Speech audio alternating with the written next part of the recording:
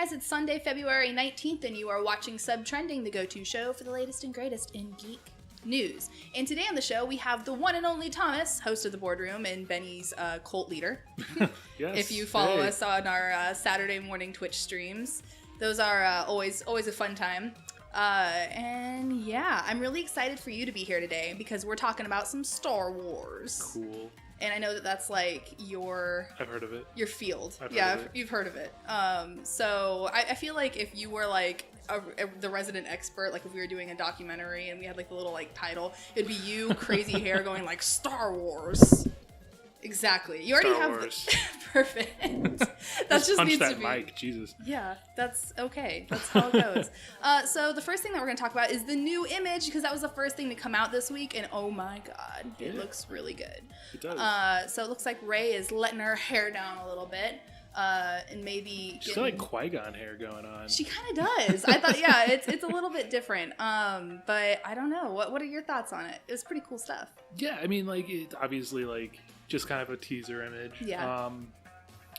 Probably the coolest thing that I noticed, and there's been a lot of speculation on what's going to happen with the lightsaber, because that was a big kind of question about the end. Like, is Luke going to accept it? Is Rey going to use it? Yeah. She's holding it in the image. Yeah. So definitely, like, I think you can pretty much say now that the lightsaber is Rey's. Which makes, almost makes me wonder if, like, Luke is going to be kind of, like, more Yoda-ish and, like, not using a lightsaber unless you go to the prequels and then he does. But... I mean, well, you know, there's the possibility, like, in some really early rumors about episode 8, there was rumors that Luke's going to be fighting, like, the Knights of Ren and basically only using the Force against them.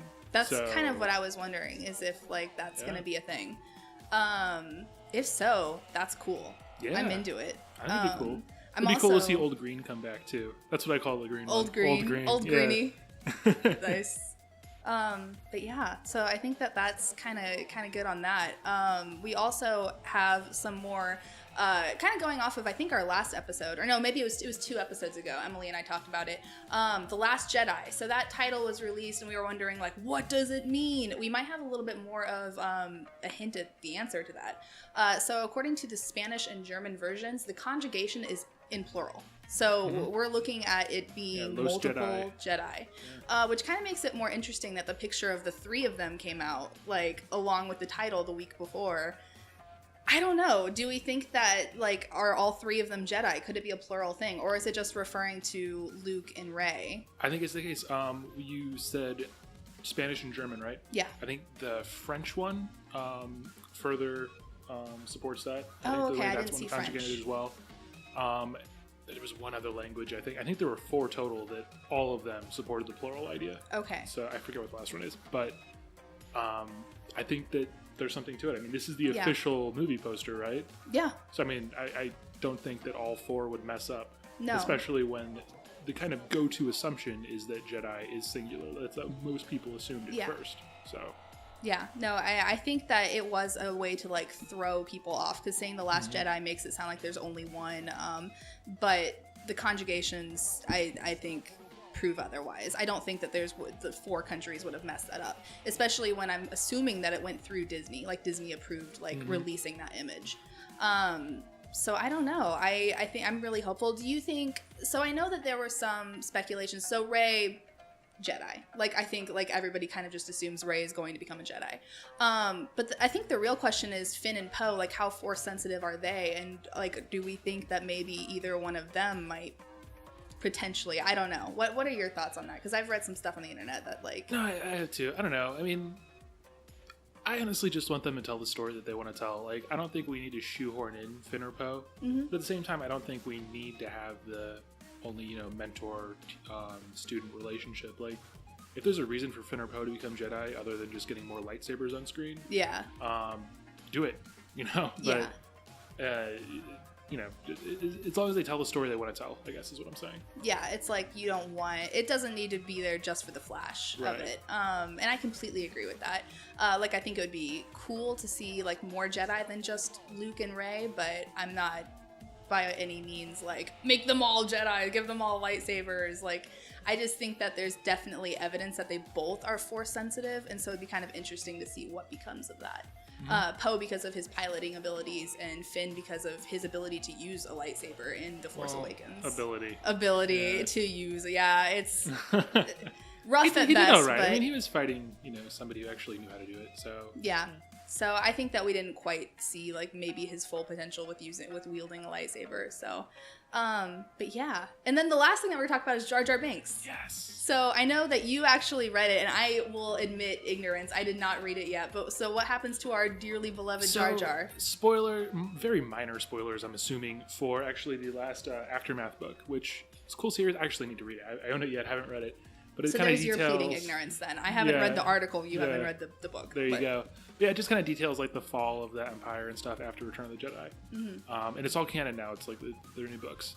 So at the end of, or at some point in this last installment of the trilogy, there's kind of a vignette of Naboo, and you see like Jar Jar just kind of like, he's like a juggler and like a street performer, and he's just kind of like, oh man, I've seen some shit, Yeah. And probably not in that voice. And I've seen some shit. Yeah. And he more like Misa's seen some shit. Oh god. Jesus. Did I give you like PTSD doing that? Yeah. I gotta leave. Yeah. But yeah, so he's just like a street performer, and they basically just make the point that like the children in Theed like love him, like they just love watching him and stuff, and the adults like don't even fucking recognize him or acknowledge him, and they just are like just shun him. And it's just, I don't know, I think it's kind of a cool kind of way to just kind of remind people like, hey, like Jar Jar was he was a dumb character, and even in the book like Jar Jar's like, I've made some mistakes. Yeah. And it's kind of a way to be like, he's a dumb character, but kids like it's not the point. He wasn't made for the adult fans. He was made for the kids fans. So people just kind of need to chill a little bit about it. Very much akin to the Ewok. Mm-hmm. Yeah, Ewoks. Star Wars does that a lot. Yeah. And you know what? Like when I was a kid, I was 5 or 6 when episode 1 came out. Mm-hmm. I loved Jar Jar. I thought he was cool. Aww. And I was like worried that he was gonna die and stuff. I remember that. I was like, oh man, if Jar Jar dies, I'm out. But like, if Jar Jar dies, we riot. Yeah. But that's like, funny. I don't know. Like, obviously, he doesn't really age that well. But yeah, I think people just need to remember that the kids need some stuff in it too. Yeah, for sure. And then, you know what? Speaking of the books, though, there was one other thing that I actually did want to bring up. Rogue One is getting a sequel in book form. Oh yeah, I read about that. Yeah, which is some pretty cool stuff. I forget what it's called though. I'm horrible. I'll throw up like it's the called, name. Something like an Inferno Squadron or something like that. Yeah. But it's basically like how they ended up at the end of the movie. Oh no, yeah, spoilers. Spoilers, yeah. But yeah, it's supposed to be. Do you kind of know the synopsis of it at all? No, I don't. Do you know it? Yeah, it's sort of the Empire's like very much on the defensive after the events of Rogue One, and this is going to be kind of, I think, in tandem with A New Hope, but it's this sort of like special forces Imperial group that goes after like the last of Saw Gerrera's partisans. Okay. Which I don't know. Who cares? Yeah. I mean, that's like maybe will interest me because I loved Rogue One so much, but we'll see. I like the fact that it's going to be in tandem with like A New Hope, though. That's pretty cool. That's cool. You need to read Forbidden Stars too. Yeah, I need to read like so many Star Wars books. I do too. Because I would love to expand my knowledge like so far beyond what it is right now. Because mine is like middling, to be generous to myself. So yeah, that kind of wraps us up with Star Wars news though. We're gonna move on to the DC shit show, which I feel like we should almost have like an animated graphic for because of like how we need like a weekly segment. In fact, I think that what? Yeah, Andrew's the one who makes all of our graphics, and so like I'm just like saying this and like making him have to do more work. So Matt Reeves was in talk. He does the Planet of the Apes movies. He's doing War of the Planet of the Apes, which is coming out this year. He was in talks to do the next Batman movie. He has backed out, so we are directorless again. And then on top of that, there has been some rumors saying that Ben Affleck also wants out. These are just rumors. They're speculation. We're not confirming them, and there's not much validity to them right now. I haven't really heard these too much. Ben Affleck wants out of being Batman. Oh my god. Yeah, he wants out of being Batman. That was according to some Movie Insider, basically magazine, which it could be something where they're just stirring the pot and making up rumors, or there could be some truth to it. And the fact that he just dropped out of director kind of makes it seem like there could be. I don't know. What are your thoughts? I thought like, it's a Batman movie. How hard is that to make? Like, I know. It's like you have to kind of try to fuck it up. Yeah, like Lego Batman was just like, you just threw shit at the screen and it was great. It was hilarious and it was fun and it was cool. Yeah. Like, you don't have to win me over with Batman. Just give me Batman and it's almost certainly going to be at the very worst mediocre. But yeah. No, it's like even the first 4 Batman movies, obviously the last 2, Batman Forever and Batman and Robin, get a lot of flack, but like I still will watch them even though they're not like great movies. It's like it's not that hard to make an okay Batman movie. You really just got to let Batman do his thing on screen, throw in some cool villains and stuff, and like you got something that's watchable. Like Suicide Squad was arguably an okay Batman movie. You know? Yeah, exactly. Speaking of Suicide Squad, that was another thing I was going to talk about. I have heard this one. Mel Gibson is in talks to direct the second Suicide Squad movie. And this is something that hasn't been confirmed yet, but Mel Gibson has actually come out and said, like, yes, I am in talks to do this. And that is just fucking bizarre. All right. Well, first of all, never believe anything Mel Gibson says, because sometimes I feel like he just kind of rambles on a little bit. Yeah, he just says things to... You know, I don't know. Like, apparently Hacksaw Ridge was really good. So I don't know if maybe that's where they're kind of coming from with this. But unlike Batman, you're really going to have to win me over with Mel Gibson. Yeah. Well, it's just like such a different vibe for him, you know? And it's like, but then again, Suicide Squad still hasn't even found its tone. Like the whole movie was a battle of tones overlapping each other and being crushed, and it was very strange. Still, like, I sound harsh on the movies whenever I am on this show. Like, I still actually will watch them, and like, I want to care about them, but like, you just gotta at some point like be like, no, there was definitely a tone problem with Suicide Squad, and I don't think that throwing Mel Gibson in there is gonna make it any better. Well, no, I mean, Suicide, it already has a tough issue with the tone, because you've got just reckless violence, and you're trying to like overlay that with a very sarcastic, you know, happy-go-lucky tone. Yeah. And now they're like, who should we have do that? How about the producer of Passion of the Christ? Yeah, like, exactly. Yeah, like he's gonna nail that. Oh God. I didn't mean to say nail that tone down, but oh my God. Okay, let's keep on going. Anyway. Oh no. Seriously, that was not on purpose. I like how you are actually like reddening. I feel Well, we're definitely keeping that in there. Oh no. But no, it's an interesting choice for sure. And I don't know how much this Ben Affleck thing is true. He's already filmed all of Justice League, so it's like, I don't know. It's like, if he wants out, it's too late now. It's like, too I would have late. rather He's just have him already be in one movie. Like, yeah. It's okay. Like, the Hulk did it already with Marvel. Like, if you're in one movie and you're out, that's fine. But I don't want him to just switch out Batman in the middle of this whole thing. Do you think Edward Norton ever just like kicks himself in the ass for leaving? I don't know. He's kind of like, do you know? I Does almost he ever think call you up at night, crying? He tells me that all the time. Yeah. I think he kind of like thinks he's kind of above. Yeah. That kind of movie. So he takes on more serious roles generally. He's a dramatic actor. I mean, he's wrong. Like, I would love to get yeah. But you know.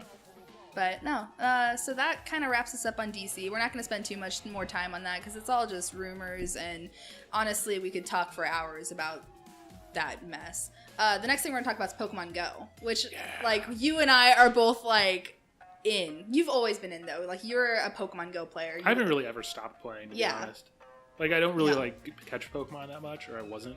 Just kind of, like, walking, hatching eggs, you know? Mm-hmm. But, you know, still get on every day. Yeah, so you're a Pokemon Go regular. I have not been. I am only like level 15 now, and before the Johto expansion or update was released, I was like level 12. That shows you how much I've been playing it the last couple days. So I love it. I think it's fantastic. They're integrating a lot of really cool features, and apparently trading is coming next. That's exciting. So, and trading would be awesome, because like I have a friend she went to Austria and caught like 20 Mr. Mimes, and she is just waiting for the day that she can just trade them to us. That's awesome. Yeah, so she has one for you.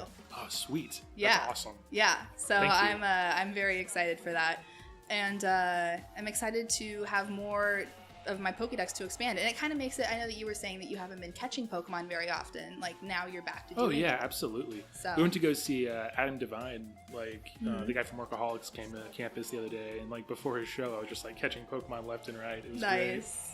That's cool. But yeah, it's been a lot of fun. So like I know that we didn't really specify exactly what the update is, but it added the Johto region Pokemon. There's what, like 80 new Pokemon, 80 new Pokemon, yep. Who've been added in. I think that's pretty much the gist of the expansion. But there was they added some new items like new berries that can do different things. There's some new like evolution items for certain Pokemon now. So yeah. It's they're making the game a lot more full, and I think that with the addition of trading, and then there's been talks of making like the tracking system better, and like little things like that. And the tracking system already is like vastly improved from the last time that I played it. It's awesome now. Yeah, I think it's fantastic. It makes it to where I actually like want to keep playing this game. So expect to see more like Twitter updates of me playing and stuff like that. Yeah. Because it's suckered me back into it. And I think that does us for Pokemon Go. Okay, so the last thing we're going to talk about is the Breath of the Wild DLC. So this is something that is very unusual for Nintendo, them jumping on the DLC like bandwagon. I was going to say, like, is this the first Zelda to get DLC? It is. I mean, the only other thing that I can think of that was kind of the equivalent of this was Ocarina of Time with the Master Quest. Like, but that wasn't even DLC. It was just buying the game and like you get more. It's a little bit. That was like years later too, right? Yeah, and it was years later. That was the GameCube remaster essentially. Okay. So that's the only thing I can think of that's kind of the equivalent of this. This is their first time doing DLC. So day one, March 3rd, there's going to be, it's $20 for this, and I'll just go ahead and read it off my phone. Let's stop you right there. Day one. Day one. Screw it. Day one. Nope. Yeah, I know. Day one DLC is shitty. There's going to be 3 treasure chests. There's one in the Great Plateau. It contains useful items and exclusive in-game clothing. DLC Pack 1 is coming in the summer. It'll add a new Cave of Trials challenge, a new hard mode, and additional map features, which I think that adding features as DLC for the game to play is like absolutely ridiculous. Like this shouldn't be. Yeah. And then DLC Pack 2 is coming during the holidays, and it's going to be a new story, a new dungeon, and additional challenges. A new story? Like... A new story. Additional story. Do not want. I mean, the thing is it's going to sucker me in, and I'm definitely going to buy it. Yeah. But it's like my face, like that's how I feel about it. That pretty much sums it up. And the fact that I don't know, it just seems like why not just include this in the game? People are buying a new console for this. People are buying a $60 game. This game was supposed to be, I mean, it's technically still going to be on Wii U, but it was supposed to come out forever ago. And now you're throwing a $20 pass that, like, you're making the game an $80 game. And a $380 game once you buy the console. That's not even including, like, taxes and shit like that. Yeah. And yeah, that's just kind of shitty. That's like the one thing Nintendo used to do that, like, I really appreciated was they sold games. EA. They sold games. Yeah, they pulled the EA thing. Yeah, exactly. Like, their games were full games from day one, basically. Mm-hmm. They worked the way that they were supposed to, for the most part. And now it's like the one thing that they were good at, they're just doing away with. And it just sucks too, because like the whole thing with The Legend of Zelda is it's so dungeon based. You know what I mean? Like you enter the dungeons and the temples and you do the different trials, and like the fact that like that's what they're adding in with these is they're adding in like the Cave of Trials and like a new dungeon and stuff like that. It just sucks because like that is like what the game is at its core, is going, like people joke, it's like, okay, you do 3 dungeons, get 3 items, then there's like a midpoint plot where something changes, and 5 more dungeons, 5 more items, and then you beat the game. But like, and it's true, like that's kind of, it's very formulated. So the fact that they're taking these and like adding them in later kind of sucks. Like I guess they're adding longevity to the game, which like that's kind of a good thing, but at the same time, like why not have it in there from the beginning? Mm-hmm. Especially since you took so damn long to make this game. Yeah. Get angry. I have no idea how long it took, but yeah. But I think that wraps us up. I was gonna hit the table a lot harder than I did, and then I realized Mike would be we can't do that to horrible. You guys. That'll hurt your ears. Hurt your poor little ears. Aw, you sending kisses to everybody?